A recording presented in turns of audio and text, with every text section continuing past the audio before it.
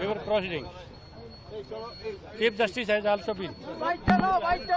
আমরা দেখতে পাচ্ছি যে পাটনা হাইকোর্টের প্রাক্তন যিনি চিফ জাস্টিস সেই নরসিংহ রেড্ডি তাকেও অ্যারেস্ট করা হলো এবং লালবাজার নিয়ে যাওয়া হচ্ছে। আমরা কথা বলবো sir sir sir sir sir democracy जिंदाबाद। স্যার क्या कहना चाहेंगे? আমরা দেখতে পাচ্ছি যে প্রত্যেককে কিন্তু এখান থেকে অ্যারেস্ট করে তাদেরকে লালবাজার নিয়ে যাওয়া হচ্ছে। যে কজন সদস্য